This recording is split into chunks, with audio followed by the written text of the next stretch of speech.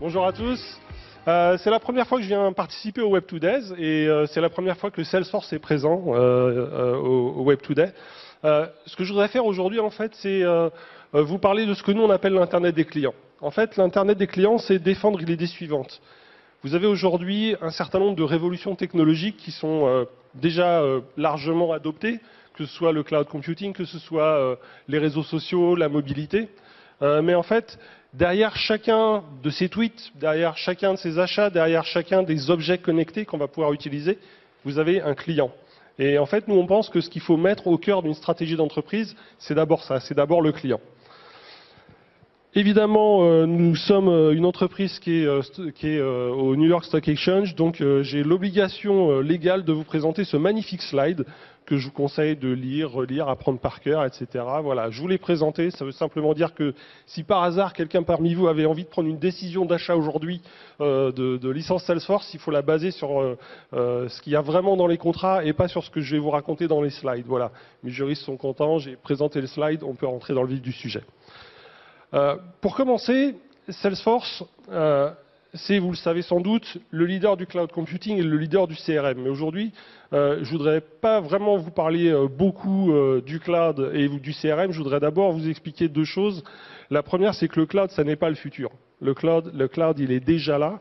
En fait, si vous regardez, par exemple, le nombre de requêtes qui ont pu être faites sur Google sur le terme cloud computing, vous apercevrez que c'était déjà, ça commençait à être en déclin il y a déjà 2 ans. Donc voilà, mon objectif aujourd'hui, c'est pas de passer des heures à vous expliquer le cloud computing. Je pense que l'idée, elle est déjà largement adoptée, largement comprise. Il y a évidemment quand même des choses qui sont importantes. Je vais passer très très vite dessus, notamment un choix que nous on a fait au tout départ. Vous avez différents types de cloud computing. Nous, on a fait un choix vraiment fort de cloud computing multitenant.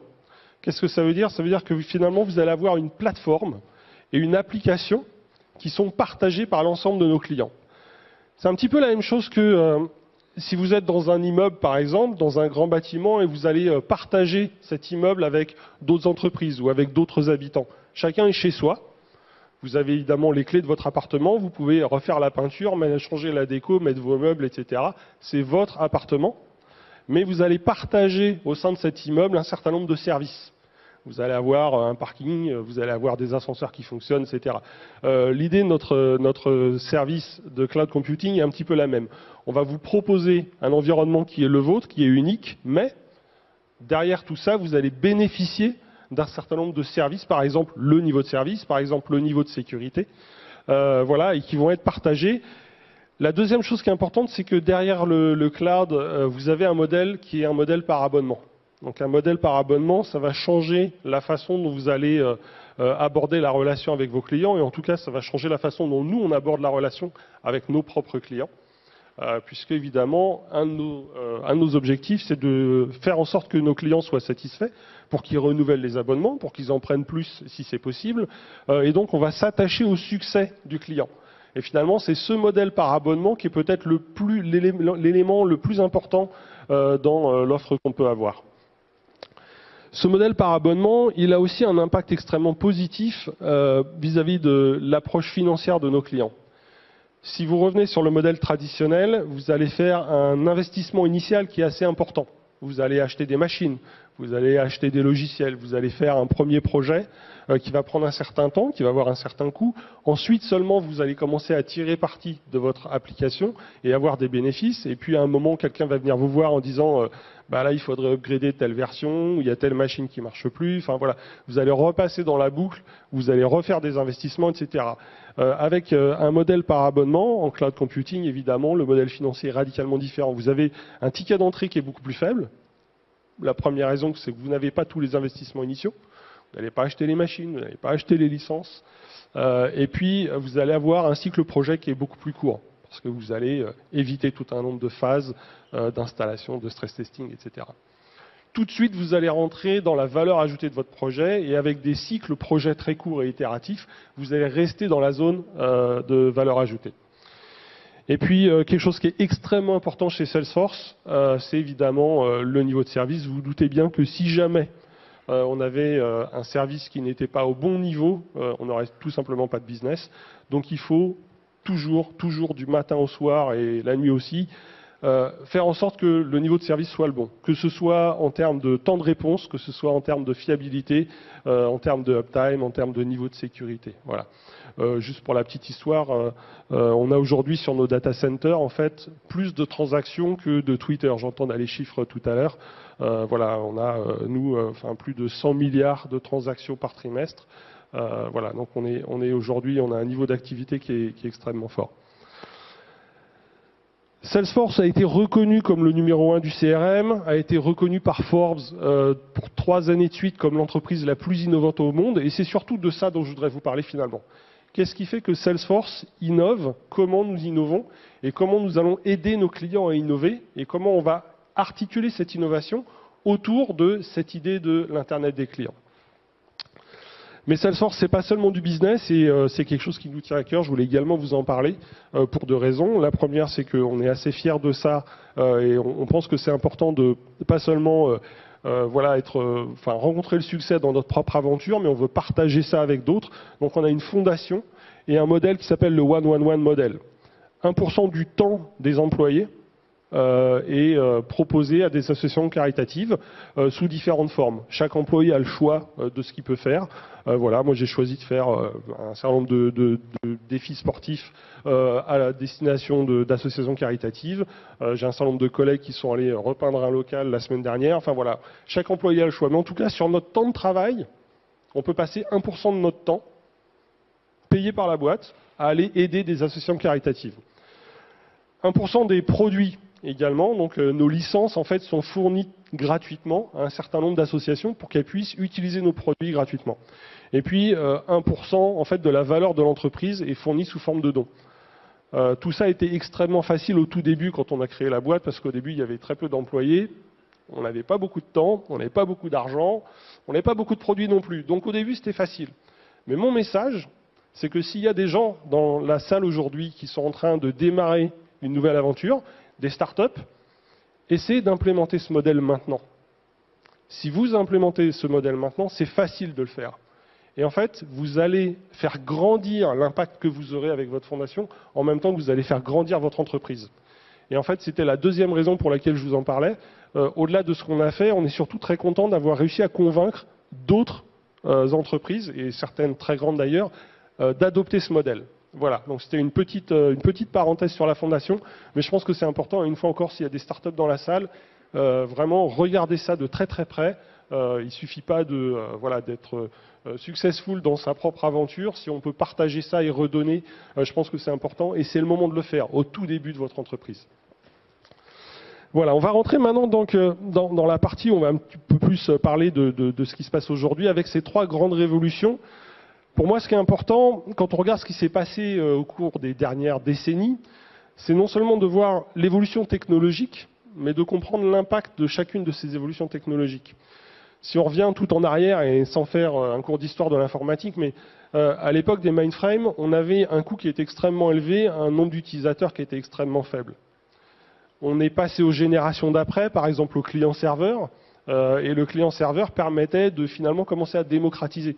Le ticket d'entrée était quand même plus faible, et tout le monde pouvait avoir accès à un ordinateur.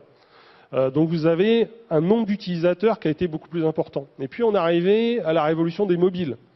Et aujourd'hui, je suis certain que tout le monde dans la salle a un device mobile, probablement un smartphone, peut-être aussi une tablette, parfois plusieurs téléphones. Tout le monde a ce type de device. Ce qui est intéressant, c'est de noter qu'il y a même d'ailleurs des zones géographiques, des pays, où l'accès à Internet, finalement, on a sauté une étape. Et l'accès à Internet se fait aujourd'hui à travers des devices mobiles et ne s'est pas fait à l'heure des PC. Voilà.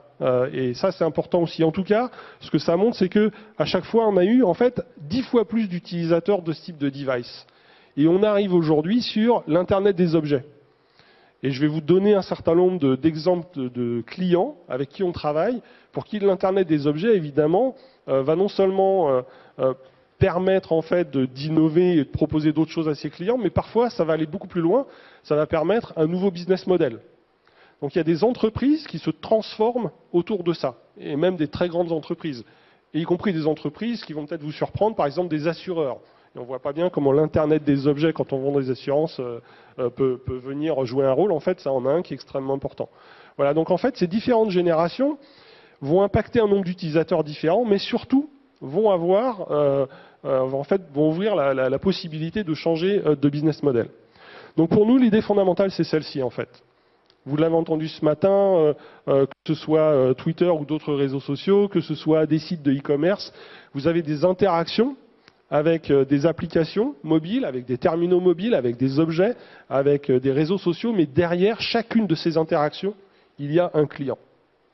Et en fait, c'est ce client que nous, on propose de mettre au cœur de la stratégie de l'entreprise. Je vais vous donner quelques exemples sur comment on va pouvoir tirer parti des réseaux sociaux, par exemple. On va prendre l'exemple d'une grande banque. Une banque qui décide un beau jour de changer la tarification d'un service et de se dire, tiens, pour tel segment de mes clients, c'était gratuit, dorénavant, ce sera payant. Et puis, en fait, il y a une babysitter de 23 ans aux États-Unis qui décide que non, c'est pas acceptable. Et voilà, c'est une toute petite cliente de cette très très grosse banque. Et en fait, elle va réussir, à travers Twitter et d'autres réseaux, à générer un tel buzz qu'elle a réussi en fait à faire changer et à faire plier cette énorme banque, cette multinationale qui gère des milliards et des milliards, et à lui, en fait, à influencer sa stratégie de tarification. Ça veut dire quoi? Ça veut dire qu'en fait, chaque entreprise doit écouter ce qui se passe sur les réseaux sociaux. Mais une fois qu'on a écouté, on n'a pas fait grand-chose. Une fois qu'on a écouté, il faut être capable d'engager. Mais quand on a engagé, il ne faut pas engager avec les masses. Il faut être en mesure d'engager à très grande échelle, mais dans une relation 1 à 1. Et finalement, c'est ça l'impact des réseaux sociaux pour le monde de l'entreprise. C'est vous donner la capacité en tant qu'entreprise à interagir 1 à 1 avec tous vos clients, mais à très grande échelle. D'accord ? C'est important aussi parce que derrière, il y a un impact sur le marketing. Le marketing, pour les gens qui ont appris le marketing à l'école, on vous a sans doute appris à finalement construire un message et à diffuser ce message. Mais aujourd'hui, une marque, c'est pas ça. Aujourd'hui, une marque, c'est la somme des conversations à propos de cette marque. Donc vous n'allez plus maîtriser votre image de marque. Donc il faut absolument être capable d'écouter et d'engager pour pouvoir collaborer, mais de le faire de façon 1 à 1. Voilà. Si vous êtes, par exemple, un assureur, et je vous donnerai des exemples tout à l'heure, notamment en France, ça peut être intéressant de capter, par exemple, quelqu'un qui va tweeter « Tiens, je viens d'avoir mon permis de conduire ». Si vous allez sur Facebook et que vous expliquez que vous allez déménager bientôt, votre assureur, ça peut l'intéresser également. Alors évidemment, il faut faire très attention à ne pas rentrer dans un monde intrusif. Il va falloir respecter les libertés individuelles.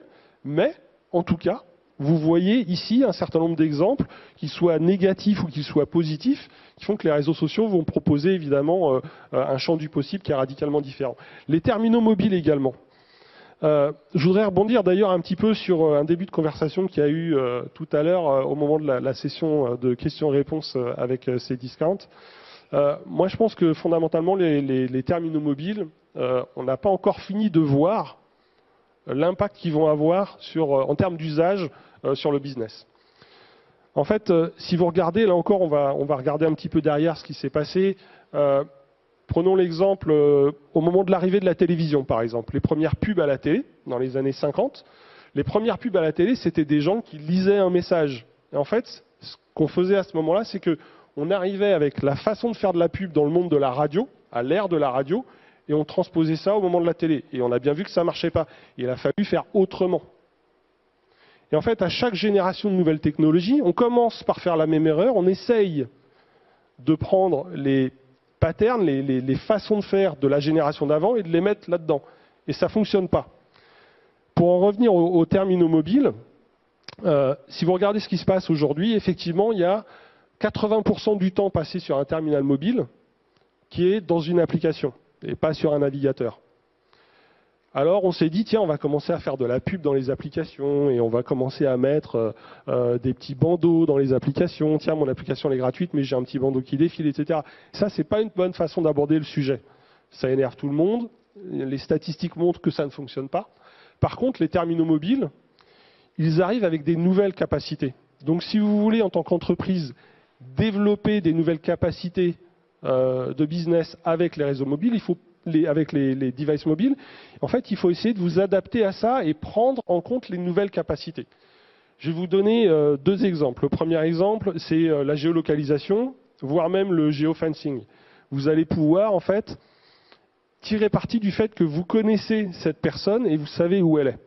Je vais vous donner l'exemple d'une entreprise que tout le monde connaît qui s'appelle Coca-Cola. Aujourd'hui, si vous allez boire un Coca, vous buvez le même Coca que moi. Seulement peut-être que vous le préférez avec moins de sucre, que moi je le préfère avec un goût cerise. Demain, vous allez boire un Coca qui sera votre Coca. Et je vais boire un Coca qui sera mon Coca. Comment on va faire ça? En fait, on a travaillé avec Coca-Cola, avec nos plateformes de développement, à mettre en place, en fait, eux, ils ont travaillé sur des machines où, en fait, ils vont pouvoir gérer un dosage de l'ensemble des ingrédients du Coca en temps réel avec cette machine.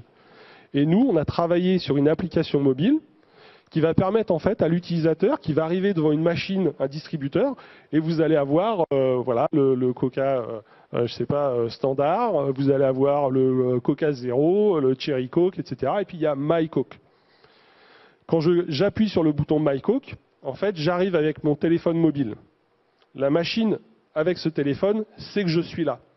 J'ai déjà rentré mes préférences, mes dosages, et la machine va me faire mon Coca. Je vais vous donner un autre exemple. On parlait encore ce matin justement avec ces discours de e-commerce.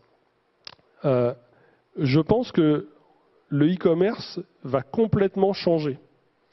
Je pense que les devices mobiles permettent de faire du commerce autrement.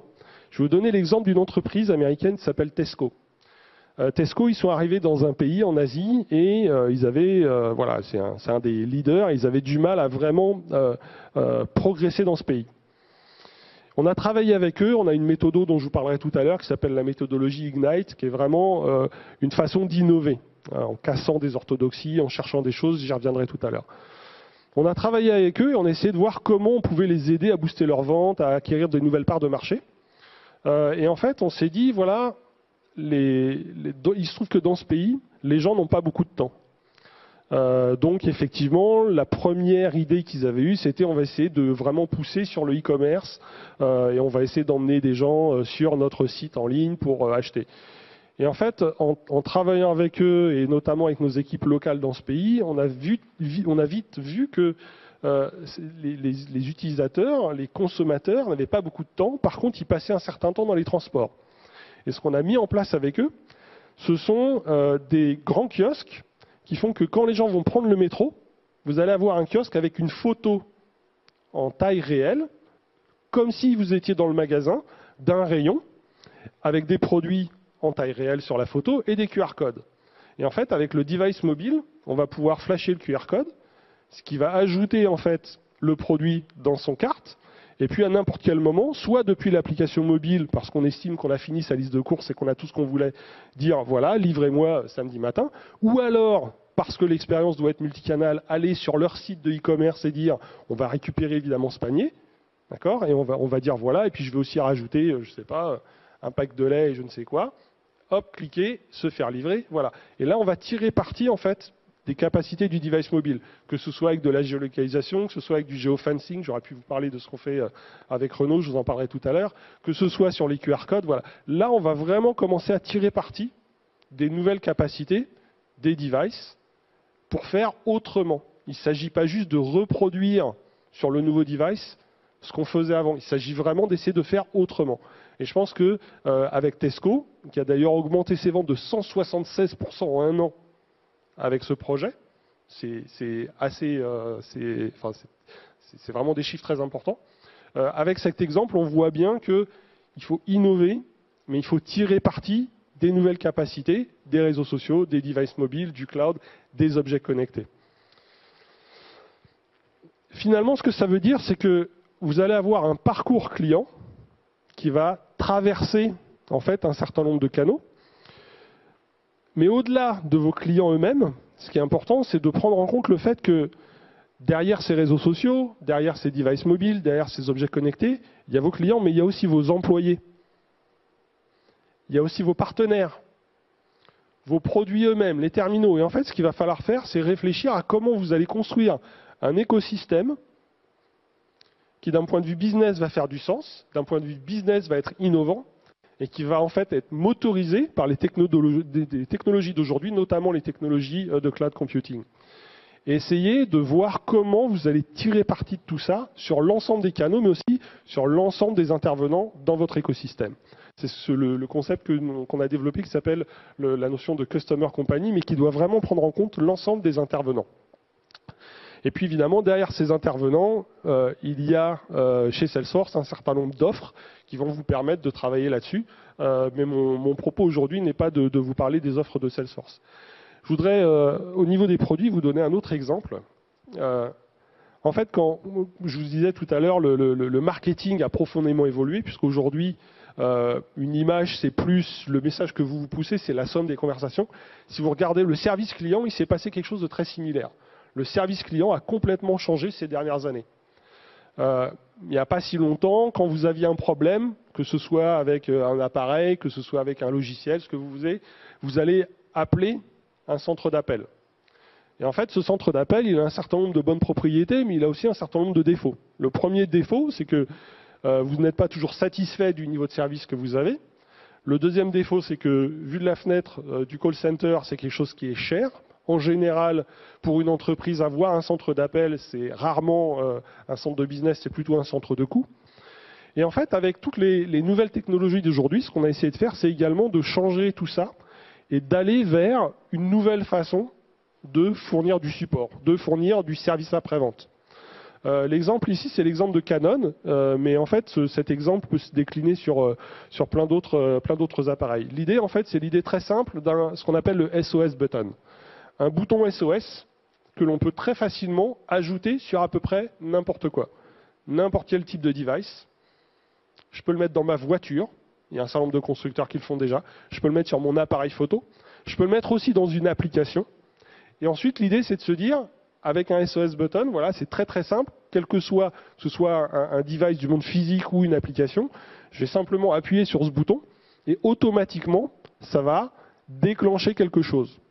Déclencher quelque chose, ça n'est pas juste créer un appel dans un centre d'appel.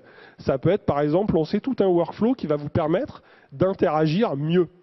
Par exemple, en allant intégrer des bases de connaissances, des knowledge bases, en allant animer une communauté avec l'idée que derrière, vous allez peut-être avoir non pas des gens de l'entreprise qui vont vous répondre, mais peut-être d'autres utilisateurs au sein de cette communauté qui vont vous aider et vous répondre, vous donner la capacité à régler votre problème vous-même.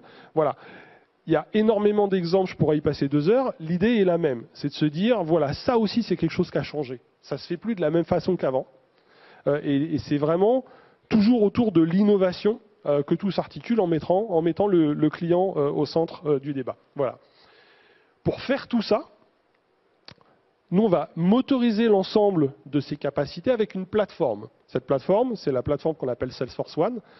Mais en fait, c'est plus qu'une plateforme. Aujourd'hui, moi, je gère une équipe de commerciaux au niveau Europe. Je peux gérer l'intégralité de mon business sur ce device. Et en fait, Salesforce One, c'est à la fois une application qui tourne sur l'ensemble des devices mobiles. C'est une plateforme de développement qui va permettre de développer des nouvelles capacités, des nouvelles fonctionnalités dans cette application existante. Mais c'est également un container d'application qui fait qu'en fait, au sein de cet environnement de travail, je vais pouvoir intégrer des applications externes. Et finalement, ce que je propose à la fin, c'est un environnement de travail complètement nomade, complètement mobile, qui va intégrer mes technologies, d'autres technologies, et surtout qui va être capable non seulement de proposer évidemment les fonctionnalités standards que vous pouvez trouver dans Salesforce, mais surtout d'aller proposer des choses qui vont être développées de façon très simple avec cette plateforme, auxquelles nous, on ne connaît rien.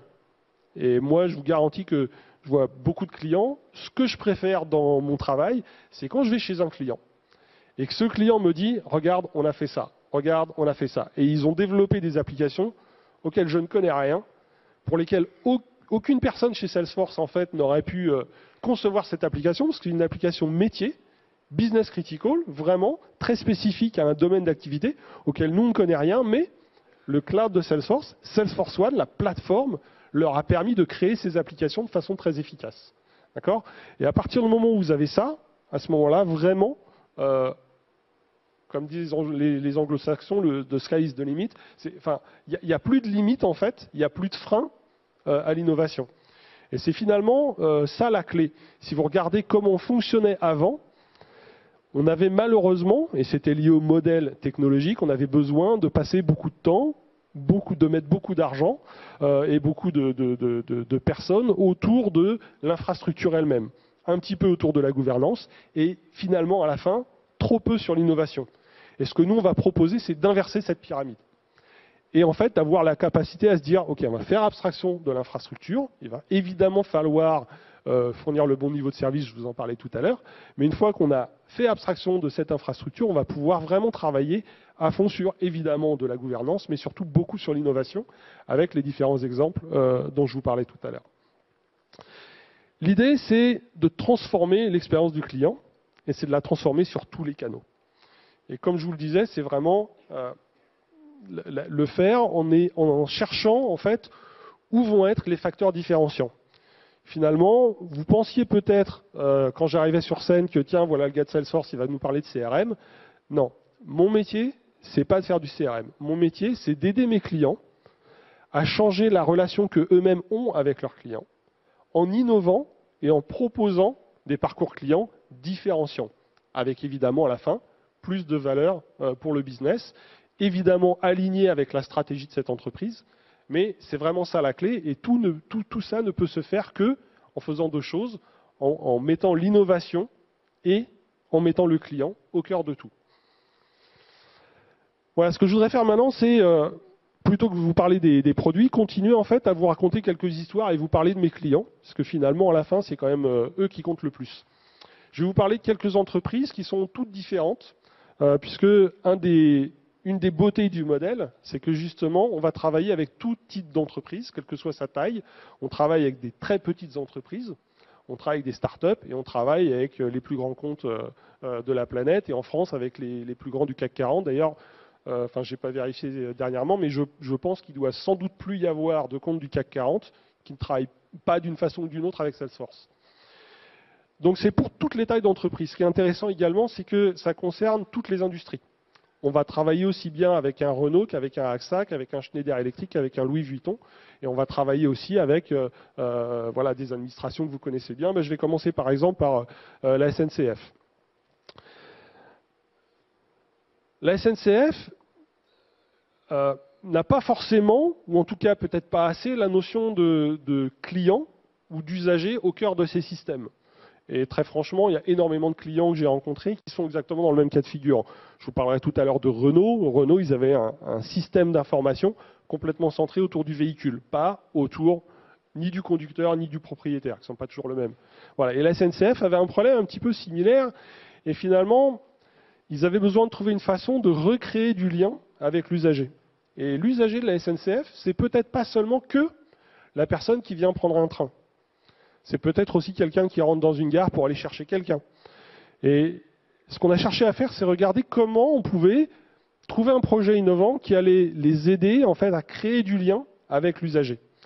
Et on est arrivé autour de deux grandes thématiques. Une thématique des objets trouvés, où on a, je dirais, aidé à faire les choses mieux, mais on n'a pas changé les choses de façon drastique. Par contre, on a travaillé sur un autre projet qui était un peu plus innovant, qui a commencé dans une gare à Paris, qui a été déployé maintenant dans 12 gares en France, autour de l'idée suivante. En fait, vous allez rentrer dans la gare, et puis en tant qu'usager de la gare, vous allez avoir une expérience qui est assez moyenne parce que, je sais pas, il y a un banc qui est cassé, il y a un problème de plomberie dans les toilettes, il y a une lampe qui marche pas, il y a un panneau d'affichage qui est cassé, etc.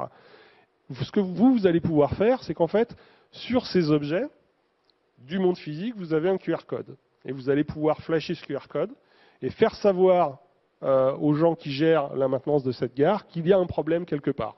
Parce que, voilà, il y a une lampe qui ne fonctionne pas, un tableau d'affichage qui ne fonctionne pas. Derrière, automatiquement, on va pouvoir déclencher un workflow et déclencher des actions correctives, et la SNCF va pouvoir venir traiter le problème.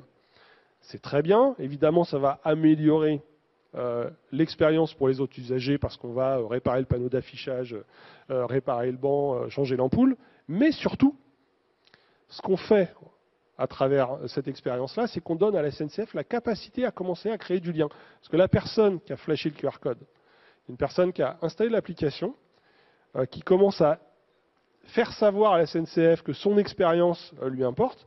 Elle va commencer à échanger avec elle, et cette personne, au-delà d'une carte de fidélité ou d'une carte d'abonnement sur une ligne ou sur une autre, c'est quelqu'un qui va commencer à engager une relation avec la SNCF, et qui va permettre à la SNCF de commencer à avoir un fichier de ses clients et pouvoir ensuite faire d'autres choses avec. Voilà. Comment utiliser quelque chose d'innovant pour créer une relation. Donc ça, c'est le cas de la SNCF. On va parler par exemple je vais vous parler d'AXA. Je vais vous donner, avant de vous expliquer ce qu'on fait avec AXA, je vais vous donner 2 anecdotes. La première, c'était il y a quelques mois, en fait, on a chez Salesforce ce qu'on appelle un EBC, un Exec Briefing Center, qui est aux États-Unis. Donc, on va en fait emmener les execs d'un certain nombre de nos grands clients aux États-Unis, au sein de notre maison mère, pour voilà, travailler sur un certain nombre de sujets. Voilà, une expérience avec nos execs à nous, où on va voir un certain nombre de choses qui ont beaucoup de valeur. Il se trouve qu'on est parti donc là-bas, et en fait j'étais avec Nicolas Moreau, qui est le DG d'AXA France. Commence la réunion, de la session de travail, etc. Tout se passe bien, puis à un moment, voilà, avec une autre personne de la boîte, on lui dit, Nicolas, il va falloir qu'on vous laisse à telle heure, parce qu'en fait, il faut qu'on descende. Salesforce, c'est une entreprise qui est en très forte croissance. On embauche énormément de gens, on a un bootcamp pour les nouveaux employés tous les mois, avec 150 à 200 personnes. Et on lui dit, voilà, à telle heure, il va falloir qu'on vous laisse pendant une demi-heure, il faut qu'on descende, on va faire un pitch vers les nouveaux employés. Et Nicolas Moreau me dit, c'est intéressant, mais je vais venir avec vous. Ok. Bon. Et voilà Nicolas Moreau qui vient avec nous et qui décide de parler à nos nouveaux employés. Et on n'avait absolument aucune idée de ce qu'il allait leur dire. Et en fait, il a commencé à leur expliquer ce que lui, il attendait d'une entreprise comme Salesforce. Ce qu'il trouvait bien, ce qu'il trouvait moins bien, donc les caractéristiques qu'il avait envie de voir ses nouveaux employés continuer à développer, et les choses qu'il avait envie de les voir corriger chez nous. Et en fait, vous voyez qu'à travers ça, on a une relation avec lui qui est assez différente. Et quand vous avez le DG d'une grande boîte qui vient faire ça, qui montre en fait à ses nouveaux employés le niveau d'intimité que vous avez, je vous garantis que ça a un impact. Voilà. Et ça, c'est uniquement des choses qu'on arrive à faire en développant des relations avec ces gens-là. Et ces relations, elles se font en créant de la crédibilité, en apportant de l'innovation, en amenant de la valeur. Ça, c'est la première anecdote. La deuxième anecdote, c'est en fait, on a travaillé avec eux sur un certain nombre de sujets.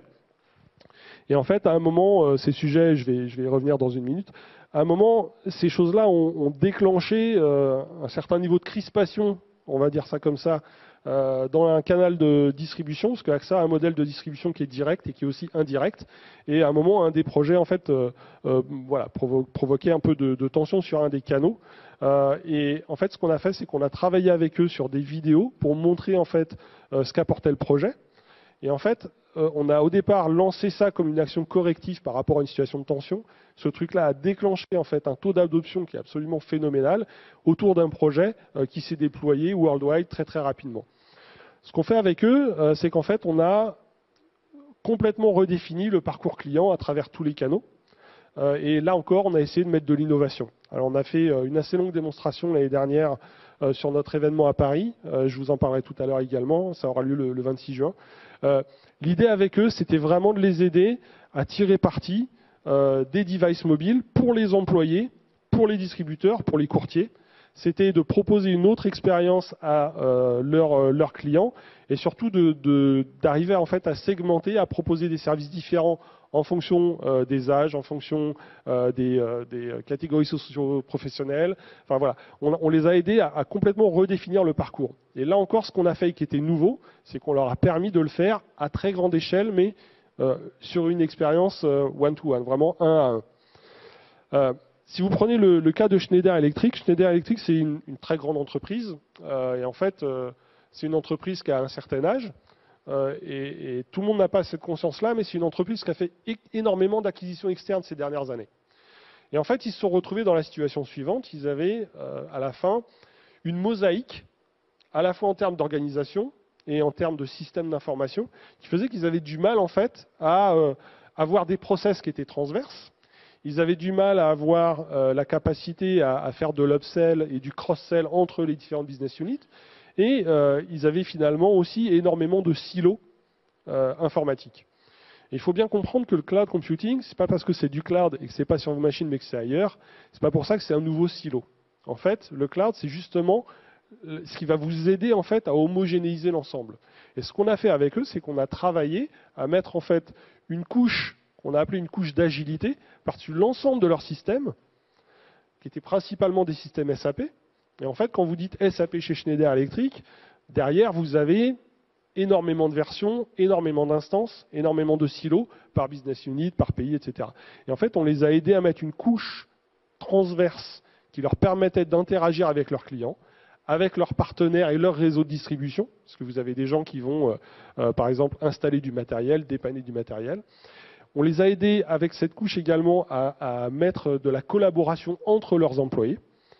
Et puis, tout à la fin, à travers les différentes itérations de cette couche d'agilité, en fait, on les a aidés dans un cheminement très important qui a vraiment changé leur business model, qui est qu'il y a quelques temps, en fait, ils vendaient d'abord des solutions physiques, des appareils, un climat, enfin, un disjoncteur, par exemple, un onduleur, de la gestion d'air conditionné, par exemple, pour cette salle. Voilà. Ensuite, ils sont passés à la notion de fournisseur de solutions. Donc, ils vont vous proposer une solution packagée, par exemple, pour un hôtel, pour gérer, en fait, voilà, l'ensemble de l'hôtel au niveau énergétique. Voilà.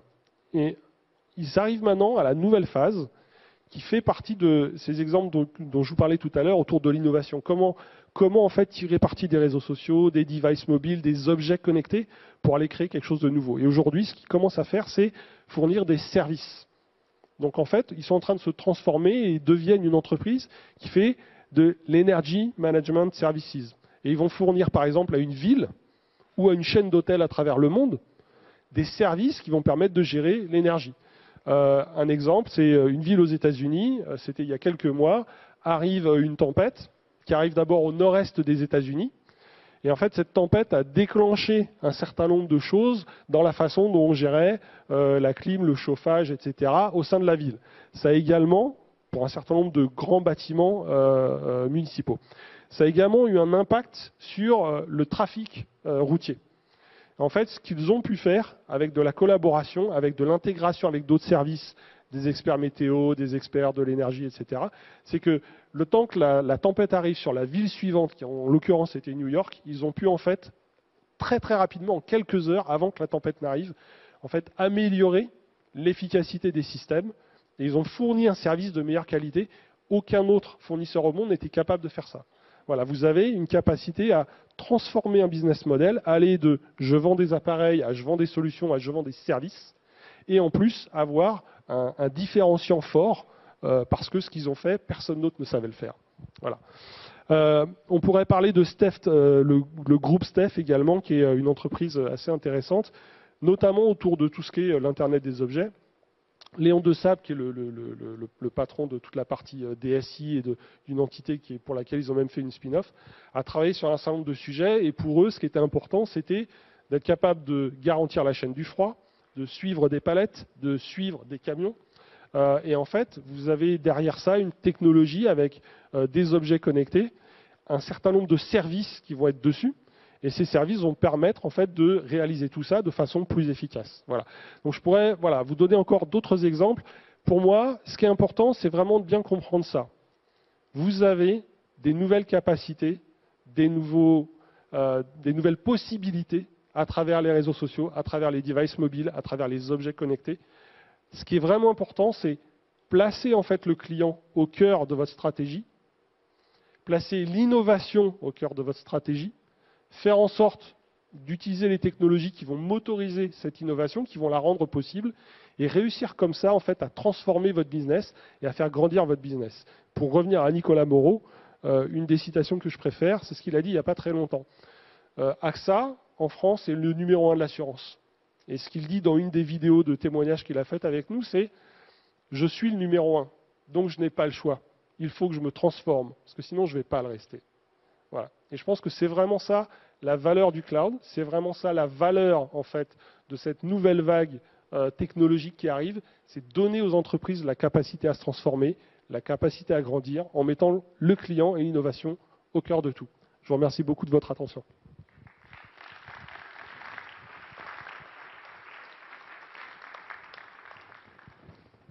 Avant de lancer la séance de questions-réponses, je voulais juste donc mentionner l'événement qu'on fait Porte de Versailles le 26 juin.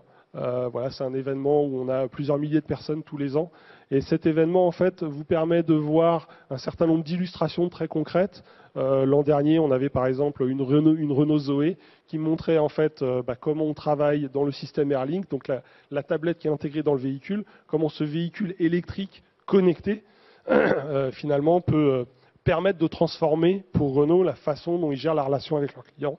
On avait AXA, on avait Pernod Ricard, on a géré avec Pernod Ricard le lancement d'un nouveau produit qui s'appelle le 51 Rosé.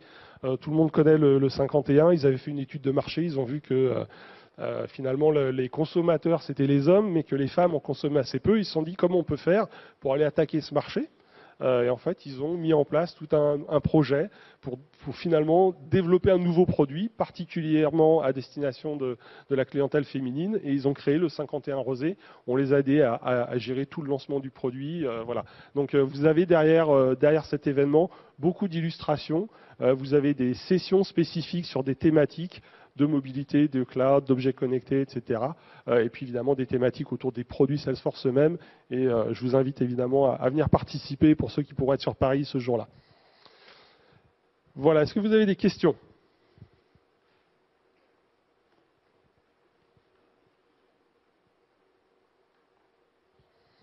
On est timide à Nantes. Ok, eh bien merci beaucoup. Alors, j'ai une question, le temps que ça te laisse un peu de temps. Merci déjà pour cette présentation. J'aimerais revenir sur un point qui est le sujet de la culture d'une grosse boîte américaine qui était une start-up, parce que c'est quelque chose sur lequel les jeunes start-up françaises ou même les entreprises un peu plus avancées n'investissent pas autant, j'ai l'impression, qu'aux États-Unis. Tu peux en parler un peu? Ouais, c'est vrai. Déjà, pour remettre en perspective, je vais vous donner quelques chiffres. Donc, Salesforce, c'est une entreprise qui a 15 ans. Donc, ce que je dis souvent, c'est que 15 ans, c'est l'âge d'un ado, en fait. On n'est plus un bébé, on n'est plus une start-up, mais on n'est pas encore un adulte. Et de bien des façons, on n'est pas encore mûr sur plein de sujets, sur plein de process internes, sur beaucoup de choses.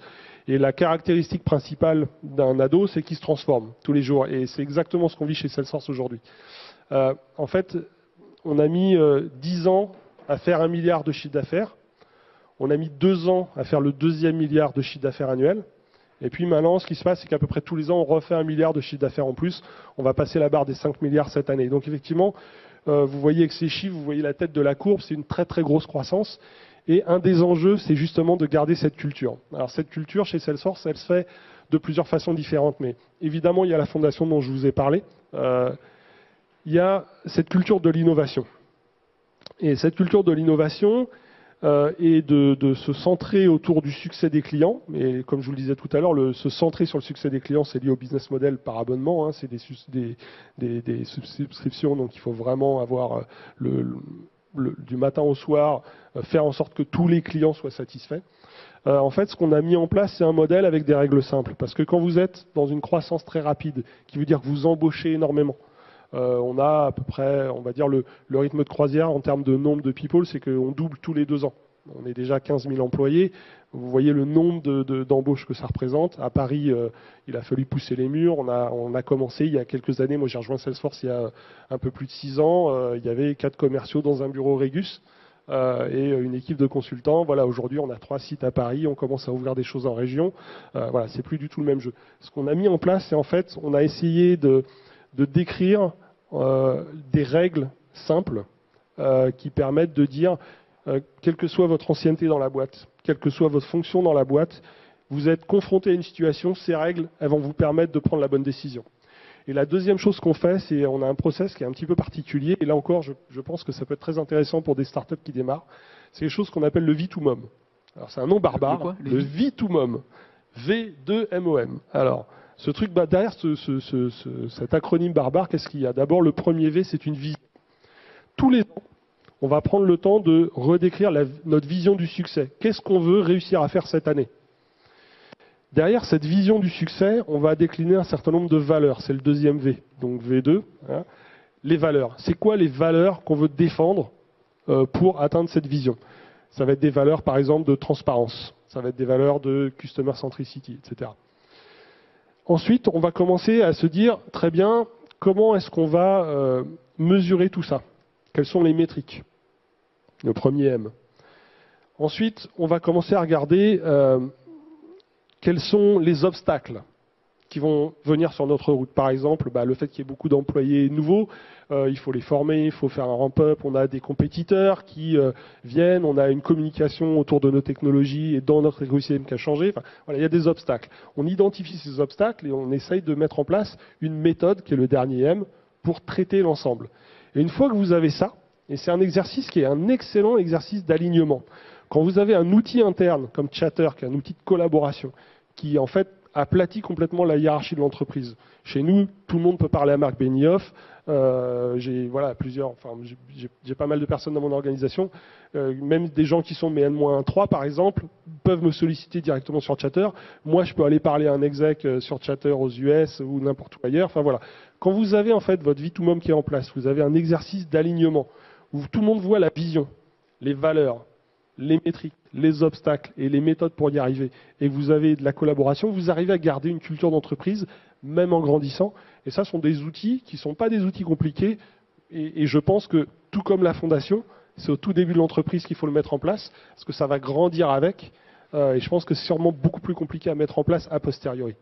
Il y a de plus en plus d'entreprises californiennes. Je sais que Airbnb, par exemple, lorsqu'ils font des interviews pour des nouvelles personnes, ils peuvent refuser un candidat uniquement sur ce qu'ils appellent les core values. Donc, quelqu'un qui pourrait être fantastique en termes de compétences, mais qui ne matche pas avec l'entreprise. Est-ce que tu peux juste rappeler, je ne crois pas que tu en aies parlé, tu parlais de Marc Benioff, le titre de son livre? Alors, il en écrit plusieurs. Alors, il y a un premier bouquin qui s'appelle Behind the Cloud, voilà, qui est sur l'histoire de l'entreprise. Et c'est vraiment intéressant parce que on voit en fait comment il est parti de sa vision initiale. Et sa vision initiale, elle a évolué au cours du temps. Au tout début, la création de Salesforce, elle était basée sur une seule idée. En fait, tout le monde ici a déjà utilisé Yahoo, Google, Amazon, et vous n'avez pas eu besoin d'aller 3 semaines en formation pour utiliser ça. C'était simple. C'est facile à prendre en main. Et son idée initiale, c'est de se dire pourquoi est-ce que les solutions logicielles d'entreprise sont compliquées? Pourquoi est-ce qu'on ne serait pas capable de faire des solutions qui soient aussi simples à mettre en œuvre, mais surtout à adopter? Parce que finalement, la valeur d'une solution, elle est liée à son adoption. Pourquoi est-ce que ça ne serait pas aussi simple de faire ça? C'était l'idée initiale et il s'est dit, voilà, un peu comme on peut faire du shopping sur Amazon, je vais créer, moi, un système pour entreprise. Il se trouve qu'on a commencé par le CRM historiquement, mais l'idée, c'était de faire quelque chose de simple à mettre en place et à adopter. Et puis au cours du temps, on a essayé de reproduire en fait cette pattern et de se dire, finalement, le web grand public nous a appris des choses qu'on va essayer d'amener au sein de l'entreprise. Eh bien, par exemple, les réseaux sociaux nous ont appris d'autres choses. Ils nous ont appris qu'il fallait changer, par exemple, la façon dont on communique. Il fallait être capable d'avoir des parcours différents, saisir des nouvelles opportunités. Enfin, voilà, on a essayé de transposer ça et régulièrement, on se remet en place comme ça en regardant ces idées. Donc, Behind the Cloud. Le deuxième, qui est peut-être plus important, je boucle, mais ça s'appelle Compassionate Capitalism et c'est vraiment toute l'histoire de la fondation. Je vous invite à lire ce bouquin. Il est passionnant, il est plein d'anecdotes, mais surtout, il va vous permettre à vous de pouvoir regarder comment vous, dans votre entreprise, quelle que soit sa taille, comment vous pouvez mettre en place ce type de modèle et je pense que c'est important. Merci.